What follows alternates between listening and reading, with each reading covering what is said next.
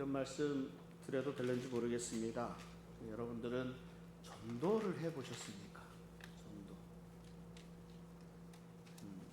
전도라는 말이 무슨 말입니까? 전도는 복음을 전하는 것입니다. 예수 그리스도께서 우리를 위해서 이 땅에 오셨고 또 우리 죄를 대신해서 십자가에 못 박혀 죽으시고 사흘 만에 다시 살아나셨습니다. 이 사실을 믿기만 하면 우리에게 영원한 구원을 허락해 주셨습니다. 물론 이 복음을 우리가 온전히 이해시키기는 참 어렵습니다. 그래서 예수 믿으면 구원받습니다. 예수 믿으면 하나님 나라 갑니다. 예수 믿으면 복 받습니다. 심지어는 예수 믿으면 행복해집니다. 예수 믿으면 성공합니다. 이렇게까지 말하기도 합니다. 이런 것들은 따지고 보면 사실 좋은 옳은 복음이라 할 수는 없습니다만 그 과정 중에 하나라면 모두 맞는 말입니다. 세상에는 수많은 전도의 방법들이 있습니다. 여러분들이 알고 있는 전도의 방법들이 어떤 것들이 있습니까? 고구마 전도, 전도 폭발, 오이코스 관계 전도, 노방 전도, 거지 전도, 마켓 전도, 방문 전도, 요즘에는 페이스북을 이용하는 전도도 있고 유튜브를 이용하는 전도도 수많은 전도의 방법들이 소개되고 있습니다. 수많은 전도 집회들이 또 열리고 있습니다.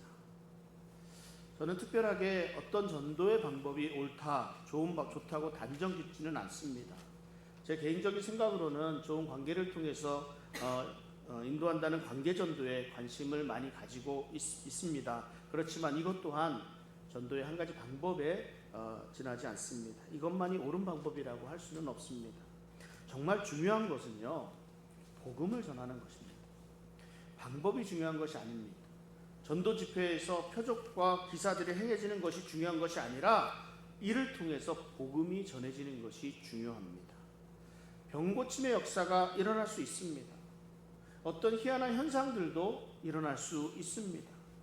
그러나 이것이 복음을 전하는 목적에 쓰이는 것이 아니라 그 자체가 목적이 된다면 사이비 집단이 될 소지가 다분합니다.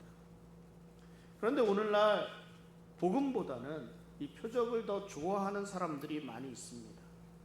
예수님의 이름으로 능력이 행해진다고 하는 그 현장에서조차 그 믿음의 의미가 다릅니다. 십자가에서 우리의 죄를 대신하고 구원해 주신 우리 예수님을 믿는 것이 아니라 나를 넘어뜨리고 내 병을 고쳐주시는 예수님을 믿는다고 고백합니다. 나를 뜨겁게 하고 환상을 갖게 하고 기분 좋게 하는 그 예수님을 고백합니다. 그리고 이런 현상들을 이용해서 돈벌이를 하는 사람들까지도 있습니다. 하나님의 복음을 전하라고 주신 능력을 돈을 끌어모으는 데 사용하는 사람들도 있습니다. 언젠가 신문에 난 작은 기사를 이렇게 본 적이 있습니다. 보게 되었습니다. 어느 여성 성도님이 좀 몸도 아프고 머리도 아프고 하는 일마다 되는 일이 없었습니다. 그러던 중에 어느 목사님이 하시는 집회에 참석을 하게 되었습니다. 그곳에서 기도를 받았는데 너무나 뜨겁고 편안해지는 것을 느끼게 되었습니다. 그래서 어떻게 했어요? 이 여성도가 아예 그 목사님이 심호하시는 교회를 옮기고 계속해서 기도를 받고 자신의 잘못된 것이 무엇인가를 찾고자 노력을 했습니다. 그런데 어느 날 이 목사님이요, 이 문제를 해결하려면 1억 원을 헌금해야 된다, 이렇게 말했답니다. 1억 원을 헌금해야 된다. 이 성도님이 막 죽고 싶은 마음이었는데요, 그때는 이제 마지막이라는 생각을 가지고 있는 돈 모으고 융자를 해서 1억 원은 다 못하고 한 몇천만 원 정도를 이렇게 우선 헌금을 했다고 합니다. 이 정도 하면 내 자신의 삶이 조금은 나아지지 않겠는가, 이렇게 믿었습니다. 기도도 계속해서 목사님에게 받고 있고 헌금도 어느 정도 했으면 하나님이 자신의 삶의 어려움들을 조금씩은 좀 해결해 주실 수 있지 않을까, 이런 생각을 좀 가졌습니다. 그래 믿었습니다. 그런데 어느 것 하나 나아지는 것이 없었습니다. 속았다는 생각을 했는데요, 이 성도가 그 앞에서는 어쩔 수가 없어서 다른 나라로 이민을 간다고 속이고 그 교회에서 이렇게 잠적을 했습니다. 그런데 이 소식을 우연히 이 여성도가 한국에 있다는 소리를 이 목사님이 들으신 거예요. 이 목사님이 그 성도를 찾아가서 스토커 짓을 하는 거죠. 그러니까 고소하는 사태가 발생하고 이 성도의 다른 성도들에게도 똑같은 문제가 계속해서 있었다는 것이 알려지고 교회에 문제가 되니까 큰 문제가 되니까 이것이 기사화까지 이렇게 됐던 그런 것을 접하게 되었습니다. 이 복음을 전하는 것이 아니라 그 믿음을 이용해서 돈을 벌고자 하는 사이비가 되어버렸다라는 것이죠. 사마리아 땅에 살고 있었던 시몬이라는 사람이 있었는데 이 시몬이라는 사람이 꼭 이 사이비 목사와 같은 그런 사람이었습니다. 오늘 본문은 빌립의 사마리아에서 행한 사역을 설명하고 있습니다. 빌립은 귀신을 쫓아내고 많은 중풍병자와 걷지 못하는 사람들을 고쳐주었습니다. 그 성의 큰 기쁨이라고 할 정도로 강력한 능력을 행하였습니다. 정말 중요한 것이 6절에 말씀합니다.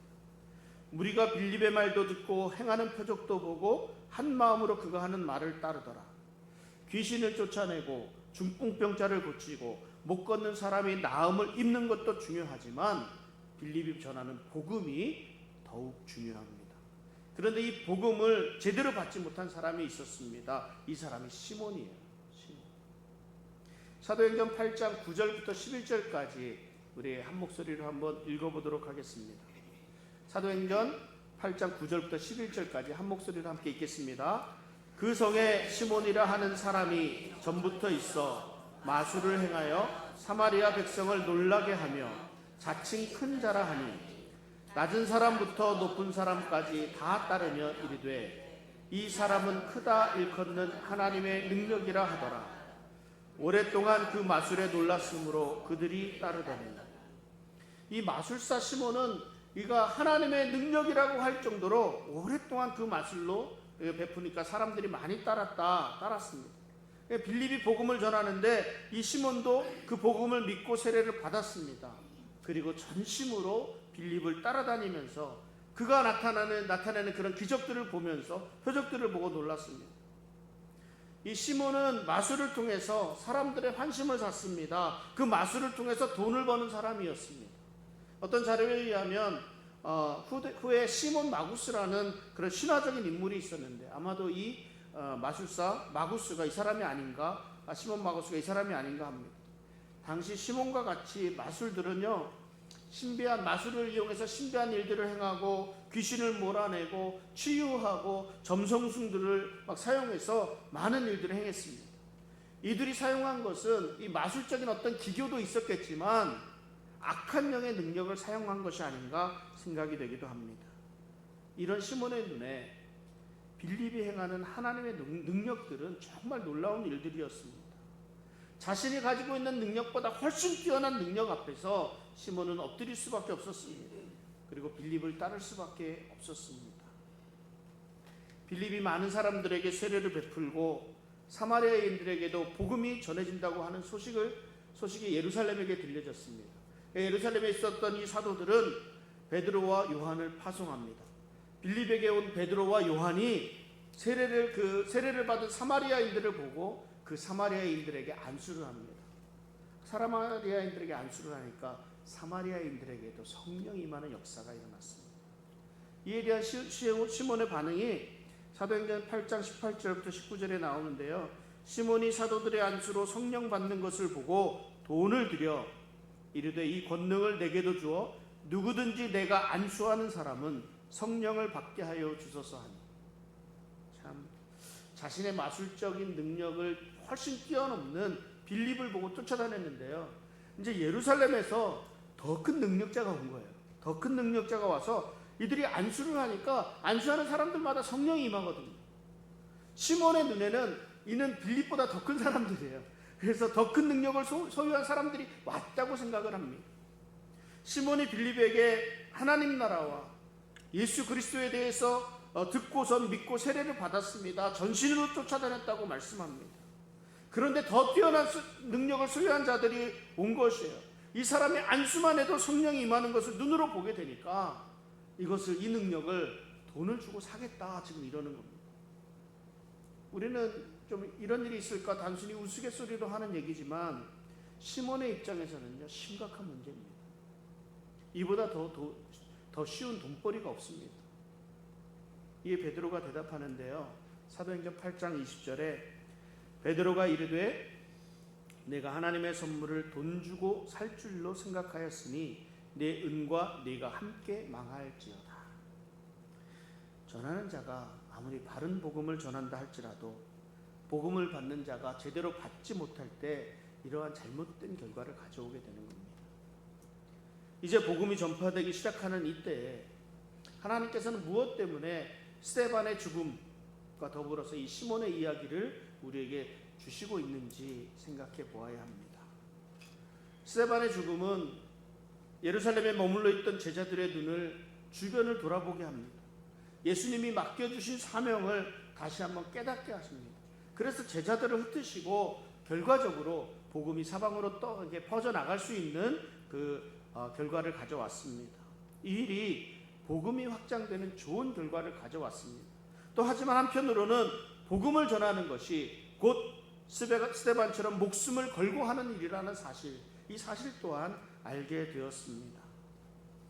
예수 그리스도의 복음을 전할 때 어떤 사람들은 마음에 찔려서 자신의 부끄러움을 가리고자 복음 전하는 사람들을 돌로 쳐서 죽이고, 어떤 자들은 예수 그리스도에 관하여서 믿고 세례를 받고 전심으로 쫓는다고 할지라도 죄 가운데에서 구원하신 예수 그리스도를 믿는 것이 아니라 성령의 능력으로 나타나는 그 기사와 그 표적을 돈벌이로 이용하려는 사람들까지도 생겨나게 되었습니다. 복음 들고 많은 사람들이 구원을 받았습니다. 그러나 그 가운데에는 하나님의 말씀을 듣고 그 마음에 찔려서 오히려 예수님을 대적하는 무리로 드러나는 사람이 있었습니다. 또한 겉으로는 그리스도인이라고 포장을 하고 있지만 참된 구원의 자리에 들지 못한 수많은 사람들, 그 사람들이 교회를 이용해서 자신의 목적을 채우고자 하는 사람들도 있었다는 말입니다. 이 사실은 복음을 전하고자 하는 순수한 우리들의 결심을 흐려놓기에 충분한 일들입니다. 우리를 낙심하게도 합니다. 더욱이 이 복음 전하는 일은 곧 죽을 수도 있다는 사실을 확인할 수 있습니다. 그러니까 두려움까지도 갖게 되는 거예요. 그럼에도 불구하고 복음은 전해져야 되고 그 사명이 오늘 우리에게까지 이어졌습니다. 하나님은 이어지는 베드로와 요한, 빌립을 통해서 이 사실을 우리에게 확인해 주시고 있는데요. 사도행전 8장 25절에 보면 두 사도가 주의 말씀을 증언하여 말한 후 예루살렘으로 돌아갈새 사마리아인의 여러 마을에서 복음을 전하니라.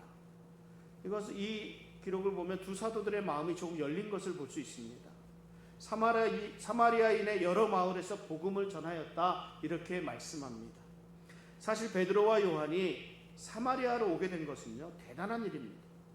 이 요한은요, 예수님과 함께 사마리아 땅을 지날 때, 여행할 때 그들을 자신들을 받아들이지 않는다는 이유로 하늘에서 불을 내려서 그들을 사르게 해달라고 예수님에게 청한 사람이 이 요한입니다. 이러한 요한이 그 땅이었던 사마리아 여러 성읍에서 복음을 전하고 있습니다. 이게 놀라운 일이지요. 우리가 복음을 전한다고 해서 또한 모두가 복음을 다 받아들인다고는 생각할 수는 없습니다. 복음을 받는 사람이 복음을 제대로 받아들이지 않는다고 해서 우리가 낙심할 필요도 없습니다. 우리는 그저 전할 뿐이고 그 복음이 심기고 자라게 하시는 것은 하나님이 하시는 일이기 때문입니다. 물론 우리가 사람이기 때문에 실망할 수도 있습니다. 낙심할 수도 있습니다. 그러나 우리에게 맡겨진 분명한 사명은 땅 끝까지 이르러 예수님의 증인이 되는 것입니다. 복음을 전하는 것입니다. 사도행전 8장 26절에 주의 사자가 빌립에게 말하여 이르되 일어나서 남쪽으로 향하여 예루살렘에서 가사로 내려가는 길까지 가라 하니 그 길은 광야라. 여러분, 객관적으로 우리가 생각해 볼 때 이 명령은 빌립이 받아들이기 좀 힘든 명령일 수 있습니다. 왜냐하면 이 사마리아 땅에서 빌립이 행한 일들은 놀라운 일들이었습니다. 빌립은 수많은 능력을 행했고 복음을 전하였습니다. 그 복음의 열매들이 맺혀지는 것을 확인하기까지 했습니다. 수많은 사람들이 빌립의 말을 지금 따르고 있습니다. 그런데 주의 사자가 가라고 하는 곳이 어디입니까? 광야입니다. 광야는 사람이 없는 곳입니다. 내가 뭘 잘못하고 있지도 않습니다. 나에게 사역의 열매가 없는 것도 아닙니다. 인정도 받고 있습니다. 사도들이 와서 그것을 확인까지 해주고 갔습니다. 그런데 빌립에게 떨어진 명령은요, 인적도 드문 광야길로 가라는 것이었습니다. 성령의 사람은 하나님이 가라 하시면 가고 멈추라 하시면 멈추는 것입니다. 빌립은 성령이 충만한 사람이었습니다. 하나님의 계획 안에 있는 사람이었습니다. 어떠한 상황이 되었든 하나님이 가라 하시니까 일어나서 갔습니다. 이것이 복음을 전하는 사람들의 바른 태도입니다. 내가 좋은 곳에서만 사역하려는 것이 아니라 하나님이 원하시는 곳, 하나님이 가라 하시는 곳에 가서 하나님의 일을 하는 사람이 성령의 사람입니다. 온전히 하나님의 말씀에 의지해서 인적 없는 광야로 간 빌립이 결과적으로 이디오피아의 그런 복음의 문을 열게 하였습니다. 우리가 하나님의 계획을 이해하지 못할 때가 얼마나 많은지 모릅니다. 하나님이 왜 우리를 이곳에 부르셨고 우리로 왜 이렇게 살아가게 하시는지 알지를 못합니다. 그러나 결과적으로 우리는 하나님이 오르셨다는 것을 인정하게 될 것입니다. 광야길에서 빌립은 이디오피아 여왕의 국고를 맡은 내시를 만나게 됩니다. 이 내시는 이사야의 말씀을 읽고 있었습니다. 빌립이 이 내시에게 읽고 있는 그 말씀을 깨닫는가 묻습니다. 내시가 뭐라고 대답합니까? 지도해주는 사람이 없어서 알지 못하니 수레에 올라와서 가르쳐달라고 말합니다. 빌립은 성령님께서 왜 자신을 이곳에 이 광야로 보내셨는지 알게 된 거예요.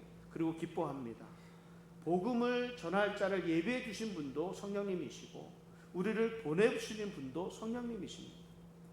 내시가 읽고 있었던 이사야서 말씀은 이사야서 5장 7절 8절 말씀인데 이런 말씀입니다. 그가 곤욕을 당하여 괴로울 때에도 그의 입을 열지 아니하였으며 마치 도수장으로 끌려가는 어린 양과 털 깎는 자 앞에서 잠잠한 양같이 그의 입을 열지 아니하였도다. 그는 곤욕과 신문을 당하고 끌려갔으나 그 세대 중에 누가 생각하기를 그가 살아있는 자들의 땅에서 끊어짐은 마땅히 형벌받을 내 백성의 허물 때문이라 하였으려. 빌립이 이 말씀을 설명하면서 메시아에 대해서 설명하고 내시는 바로 이 말씀이 누구를 가리키는 것인가를 묻습니다. 사도행전 8장 35절 36절에 이렇게 말씀합니다. 빌립이 입을 열어 이 글에서 시작하여 예수를 가르쳐 복음을 전하니 길 가다가 물 있는 곳에 이르러 그 내시가 말하되 보라 물이 있으니 내가 세례를 받음에 무슨 거리낌이 있느냐. 빌립이 이 글에서 시작해서 예수를 가르쳐서 복음을 전했다고 말씀하고 있습니다. 에티오피아의 고급 관리가 예루살렘에 와서 제사를 드리고 다시 돌아가는 길입니다. 이 길에서 이사야서를 읽고 묵상을 하고 있을 정도라면요, 이 관리는, 이 내시는 진리에 대한 욕구가 대단한 사람임을 알 수 있습니다. 이런 사람을 우리는 구도자라 이렇게 부릅니다. 이런 사람일수록 바른 지도가 없으면 성경과 하나님의 계시를 온전히 연결할 수가 없습니다. 빌립은 이 에티오피아 내시가 읽고 있던 이사야에서부터 설명을 시작해서 예수 그리스도의 복음을 전합니다. 이에 내시가 복음을 받아들이고 세례를 받았습니다. 그러니까 어떤 사람은 이 말씀을 가지고 빌립의 효과적인 전도의 방법을 배우라 이렇게 말을 합니다. 어떻게 내시의 처지를 이해를 했고 그 상황에서 시작해서 자연스럽게 복음을 전하게 되었는지 이런 것들을 배우라는 거예요. 우리 주변의 사람들을 돌아보고 어떤 사람이 복음받을 준비가 되어 있는지 살펴보라 합니다. 그리고 그 사람의 상황과 그 처지를 이해하고 직접적이고 분명하게 그가 가야 될 길로 인도합니다. 철저하게 상대방의 필요와 이해해서 그 사람을 만나야 한다고 말합니다. 그리고 담대하게 복음을 전할 것을 말합니다. 이것이 빌립에게서 배우는 효과적인 전도 방법입니다. 맞습니다. 우리가 전도를 하려면 이렇게 효과적으로 해야 되는 거 맞습니다. 상대방을 잘 이해해야 되고요. 시대적인 상황, 또 문화적인 이해, 그리고 또 당시 유행 이런 것에도 좀 민감해야 합니다. 그러나 이것보다 더 중요한 것이 있습니다. 빌립의 모습입니다. 성령을 따라 행하는 것이었습니다. 내가 예수 그리스도의 증인이라는 그 정체성을 가지고 있는 것이었습니다. 그 이후에 방법론이 따르는 거예요. 효과적인 방법론이 추가되는 것일 뿐입니다. 이 순서가 바뀌면 안 돼요. 제가 목사님들과 교제를 하면서 주로 많이 하는 이야기들이 목회에 관계된 이야기들을 많이 나눕니다. 그리고 특별히 설교에 관한 이야기를 좀 많이 하기도 합니다. 언젠가 제가 목양 칼럼 쓰는 이야기를 하다 보니까 어느 목사님이 그래요. 목사님들은 그저 무슨 일이든 관심이 다 신앙, 무슨 일에 관심 있는 것들은 다 신앙과 관련져서 지으려고 한다고 합니다. 이게 무슨 말이에요? 맞는 말이잖아요. 뉴스를 보고 뭐 드라마를 보고 운동을 하고 뭐 길을 가다가 모든 것들 가운데서 다 하나님의 뜻을 찾으려고 노력합니다. 설교에서 함께 나누면 좋을 것 같은 그런 말씀들, 그런 이야기들만을 찾습니다. 왜 그렇습니까? 제가 목회자이기 때문에 그렇습니다. 목사이기 때문에 그렇습니다. 모든 관심이 교회에 있고 목회에 있고 설교에 있고 성도들에게 집중되어 있기 때문입니다. 그러니까 눈에 보이는 모든 것들, 듣는 소식들, 경험하는 모든 것이 우리의 신앙과 우리의 교회와 설교 등에 연결될 수밖에 없는 거예요. 우리 모두에게는, 저뿐만 아니라 우리 모두에게는 예수님의 증인이라는 복음 전파의 사명이 있습니다. 어떤 시기에는 이 복음 전파 자체가 목숨을 걸어야 할 일이었던 때도 있었습니다. 복음 전파하는 것 때문에 돌에 맞기도 했고 핍박을 받기도 했습니다. 어떤 때에는 복음을 받아들이는 사람들이 제대로 받아들이지 못합니다. 그래서 오해하고 이들이 잘못된 길로 접어들게 되면 실망되기도 하고 낙심하게 되기도 합니다. 수십 년을 복음을 전하는데 받아들이지 않는 사람들도 있습니다. 그렇다고 낙심하거나 포기해서는 안 됩니다. 우리는 그저 복음을 전하라고 보내심을 받은 사람들입니다. 우리는 복음을 전하고 그 열매는 하나님이 맺어가십니다. 때로는 우리가 이해하지 못할 곳으로, 우리가 이해하지 못할 사람에게 보내실 때도 있습니다. 언제 어떤 상황에서도 성령의 인도하심에 민감하게 반응할 수 있어야 합니다. 그 말씀에 순종할 때 하나님이 보내신 뜻을 알 수 있게 되는 거예요. 어떤 상황에서도 담대하게 복음을 전할 수 있어야 합니다. 이것이 우리를 향하신 하나님의 뜻인 줄 믿습니다. 하나님은 저와 여러분들을 복음의 증인으로 부르셨고 복음의 증인으로 보내셨습니다. 그 사명에 충성할 수 있기를 바랍니다. 복음 전하는 삶에 우리 능력의 주님께서 늘 함께 하시기를 우리 주님의 이름으로 축원합니다. 함께 이 시간 우리 기도하겠습니다. 우리의